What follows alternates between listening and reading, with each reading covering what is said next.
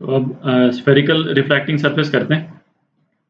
अच्छा, इसमें पहले जो है वो सिंगल रिफ्रैक्टिंग सरफेस करेंगे, जैसे यहाँ पे दे रखा है ना, एक ही सरफेस है रिफ्रैक्टिंग सरफेस जो स्फेरिकल है। और इसको करने के बाद में फिर उसके बाद में लेंसेज करेंगे। तो लेंसेज में जो है वो दो सरफेस हो जाते हैं, है ना, एक ये वाला सरफेस हो जाता है, एक ये वाला सरफेस हो जाता है। तो पहले सिंगल सरफेस वाला करेंगे।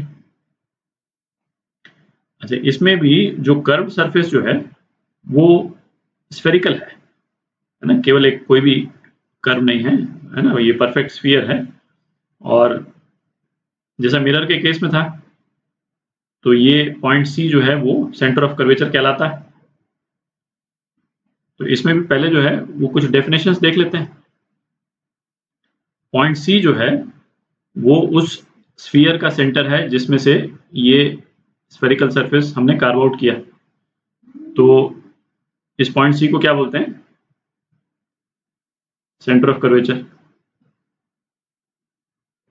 ऑलमोस्ट सारे टर्म्स कॉमन ही है, ठीक है। ये एक्सिस जो इस स्फीयर के सेंटर पॉइंट से निकल रही है, इसको प्रिंसिपल एक्सिस बोलते हैं। और ये वाला पॉइंट जो है पॉइंट पी, ठीक है, जिससे ये एक्सिस पास की, उसको पोल पोजीशन बोलते हैं। तो मिरर के रिस्पेक्ट में जो टर्मिनोलॉजी थी इन पॉइंट्स की, उसमें कोई डिफरेंस नहीं है, ठीक है। तो अब ऐसा करते हैं कि इस पोर्शन का जो कि इस कर्व सरफेस के बाहर का है, इसका रिफ्रैक्टिव इंडेक्स μ1 मान लेते हैं, और जो कर्व सरफेस का जो भी मटेरियल है उसका रिफ्रैक्टिव इंडेक्स μ2 मान लेते हैं, और एक ऑब्जेक्ट रख करके उसकी इमेज बनाते हैं। और फिर जैसे अपन ने मिरर फॉर्मूला निकाला था उस तरह से, है ना, एक फॉर्मूला निकालते हैं कि भाई इनमें कोरिलेशन क्या होता है ऑब्जेक्ट डिस्टेंस और इमेज डिस्टेंस का। तो ये ऑब्जेक्ट से एक हमने रे को ट्रेस किया, है ना, दो रेस को ट्रेस किया बेसिकली। तो एक तो यहाँ से गई रिफ्रैक्ट होकर के इस पॉइंट पे आ गई, पॉइंट आई पे, और दूसरी रे जो है वो सीधा एक्सिस के अलॉन्ग हमने मूव कर दी। तो ये दोनों पॉइंट ये यहाँ पे आके मीट कर गए, तो इस पॉइंट पे इमेज बन गई, ठीक है। अच्छा, अब ये जो डिस्टेंस है इसको बोलते हैं रेडियस ऑफ कर्वेचर। मिरर के केस में भी इसको रेडियस ऑफ कर्वेचर ही बोलते थे, है ना। ये सेंटर ऑफ कर्वेचर है, ये रेडियस ऑफ कर्वेचर। ये जहाँ इमेज बनी है इसको डिस्टेंस आई बोल देते हैं, और जो ऑब्जेक्ट है उसको डिस्टेंस ओ बोल देते हैं। सारे डिस्टेंस हम कैलकुलेट करते हैं पोल पोजीशन से, ठीक है। अच्छा, अब हम ओ, आई और आर के बीच में रिलेशन डिराइव करेंगे। तो अब जैसे ये वाला पॉइंट यदि हम लें, इसको पॉइंट ए बोल देते हैं। ये रे इंसिडेंट हो रही है, ये एंगल ऑफ इंसिडेंस हो गया बेसिकली θ1, ठीक है। अच्छा, ये पॉइंट सी से जो है ये हमने डॉटेड लाइन जो ड्रॉ की है ये परपेंडिकुलर होगी, क्योंकि ये स्फीयर के सेंटर से निकल के आ रही है ना। तो बेसिकली रेडियस है, रेडियस को हमने एक्सटेंड कर दिया, तो रेडियस जो है परपेंडिकुलर होता है। तो ये नॉर्मल है बेसिकली, है ना। ये जो है वो एंगल ऑफ रिफ्रैक्शन हो गया, इसको θ2 बोल देते हैं। अच्छा, इसके अलावा तीन एंगल्स हम डिफाइन कर रहे हैं यहाँ पे। ये एंगल अल्फा, ये वाला एंगल बीटा, और इस वाला एंगल को एंगल गामा बोल रहे हैं अपन, ठीक है। अच्छा, जैसा मिरर के केस में भी हमने एक प्राइमरी अजम्पशन किया था। क्या अजम्पशन था? कि size of aperture is small, ये अजम्पशन था, ठीक है। तो साइज ऑफ अपर्चर क्या हो गया? ये इसकी जो विड्थ है ना, जहां मैं ये कर्सर को मैं मूव कर रहा हूं, ये काफी छोटी है। तो इसका इम्प्लीकेशन क्या हुआ? इसका इम्प्लीकेशन हुआ ये जितने एंगल्स जो हमने शो किए ना, ये एंगल्स छोटे हैं, है ना। एंगल्स आर स्मॉल, और इसका इम्प्लीकेशन ये हुआ कि जैसे साइन थीटा जो है वो थीटा के बराबर है, ठीक है। तो इस एजम्पशन पे हम वो फॉर्मूला अब डिराइव करेंगे। तो इसमें स्नेल्स लॉ यदि लगाते हैं तो μ1 साइन θ1 ये किसके बराबर हो गया? μ2 साइन θ2 के बराबर हो गया, ठीक है। तो इसको हम लिख सकते हैं μ1 θ1 इज इक्वल टू μ2 θ2। ये वाला एजम्पशन लगा दिया अपन, ठीक है। अच्छा, अब θ1 है ना, ये तो आप ट्रिग्नोमेट्री में आपने देखा है कि वो ट्राइंगल का मतलब एक साइड को एक्सटेंड करके जो एंगल होता है वो अल्फा और बीटा के बराबर होगा। तो θ1 किसके बराबर है? अल्फा प्लस बीटा के बराबर, ठीक है। और बीटा एंगल किसके बराबर है? बीटा एंगल θ2 प्लस गामा के बराबर, ठीक है ना। तो अब ऐसा करते हैं, मतलब यहाँ से θ1 और θ2 की वैल्यू लेके इसमें डाल देते हैं, ठीक है। तो क्या हम लिख सकते हैं? μ1 θ1 alpha plus beta is equal to μ2 beta minus gamma, ठीक है। तो इसको हम लिख सकते हैं μ1 alpha plus μ2 gamma is equal to μ2 minus μ1 beta, ठीक है।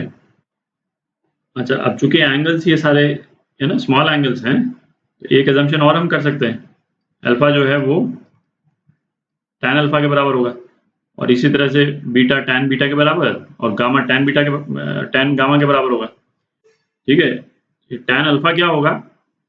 यदि ये इसको अपन h मान ले, और चूंकि अपर्चर छोटा है तो ये जो छोटा सा डिस्टेंस जो आ रहा है पोल पोजीशन और इसके बीच का ये वाला पोर्शन, इसको हम इग्नोर कर रहे हैं, ठीक है। क्यों इग्नोर कर रहे हैं? अगेन अपर्चर छोटा है, ठीक है। तो ये सारे एजम्पशन जो है वो इसी से आ रहे हैं, अपर्चर छोटा है उसके कारण, तो इंसिडेंस जो है एंगल का वो कम हो जाता है। तो μ1 अल्फा, तो बेसिकली μ1 tan अल्फा, ठीक है। तो tan अल्फा कितना हुआ? h अपॉन ऑब्जेक्ट डिस्टेंस, तो इसको हम लिख सकते हैं μ1 h upon object distance plus μ2 h upon कितना? इमेज डिस्टेंस, ठीक है, गामा है। तो गामा क्या हुआ? h अपॉन इमेज डिस्टेंस, ये pi जो है, ठीक है, इज इक्वल टू μ2 माइनस μ1, ये हो गया h upon radius of curvature, ठीक है। तो ये हमारा रिलेशन आ गया, μ1 upon object distance plus μ2 upon i is equal to μ2 minus μ1 upon radius of curvature. तो ये एक तरह से सिंगल रिफ्रैक्टिंग सरफेस का, जैसे जो मिरर फॉर्मूला हमने निकाला था उसका इक्विवेलेंट हो गया एक तरह से, ठीक है। अब ये तो हमने एक स्पेसिफिक सरफेस लिया था, ऑब्जेक्ट को रखा था, जो कर्व सरफेस है उसके बाहर रखा था, और यहाँ पे हमारा एजम्पशन क्या था? एक और एजम्पशन था जो मैंने बोला नहीं, μ2 ग्रेटर देन μ1, ये भी एक एजम्पशन था यहाँ पे, ठीक है ना। तभी तो हमने इसको लाइट को नॉर्मल की तरफ बेंड किया, ठीक है। अच्छा, अब इसमें ऑब्जेक्ट तो किसी भी तरफ हो सकता है ना, तो सभी तरह की कंडीशनैलिटीज के लिए अलग अलग फार्मूला हम निकालें, तो उससे उसका सब मतलब जो नेट रिजल्ट आता है उसके बेसिस पे यहाँ पे भी एक साइन कन्वेंशन बना हुआ है ना, वो साइन कन्वेंशन देख लेते हैं।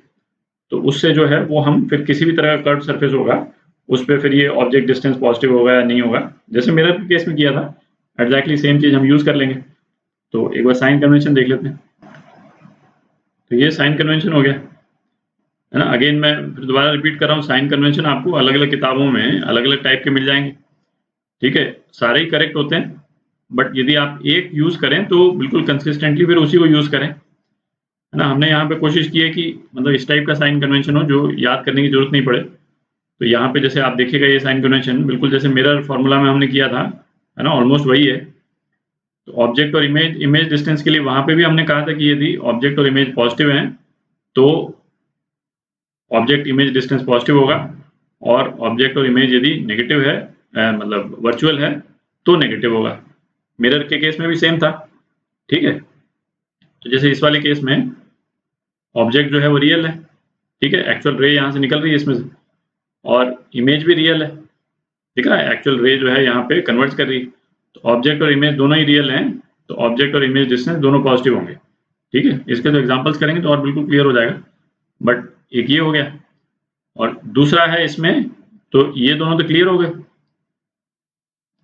ये दोनों तो क्लियर हो गए पहले वाले इससे साइन कन्वेंशन से। अब बच गया रेडियस ऑफ कर्वेचर। तो रेडियस ऑफ कर्वेचर के बारे में क्या बोलता है? यदि ऑब्जेक्ट कन्वेक्स सरफेस को फेस कर रहा है। ये कन्वेक्स सरफेस है, दिख रहा है? इस वाले केस में जो अपन ने एग्जांपल लिया है ये कन्वेक्स सरफेस है, तो रेडियस ऑफ कर्वेचर पॉजिटिव होगा। तो इस वाले केस में रेडियस ऑफ कर्वेचर पॉजिटिव है, ठीक है। और ऑब्जेक्ट यदि कनकेव सरफेस को फेस कर रहा है, यदि ये सरफेस, मैं यहीं पे बना देता हूं, ठीक है, यदि ये सरफेस इस टाइप का होता, इस टाइप से भी होता था, हो सकता है ना, अभी देखेंगे, अभी जस्ट नेक्स्ट वीडियो में अपन। तो यदि ये सरफेस इस टाइप का होता तो ऑब्जेक्ट जो है वो कनकेव सरफेस को फेस कर रहा होता, तो ऐसे केस में रेडियस ऑफ कर्वेचर नेगेटिव होता, ठीक है। तो ये साइन कन्वेंशन हो गया। तो अब ऐसा करेंगे नेक्स्ट वीडियो में, है ना, अलग अलग तरह के सरफेस लेकर के और उसका ऑब्जेक्ट और इमेज बनाते हैं, और हर केस में अपन देख लेंगे कि ये ऑब्जेक्ट डिस्टेंस, इमेज डिस्टेंस और रेडियस ऑफ कर्वेचर पॉजिटिव है या नेगेटिव, ठीक है। तो साइन कन्वेंशन भी क्लियर हो जाएगा।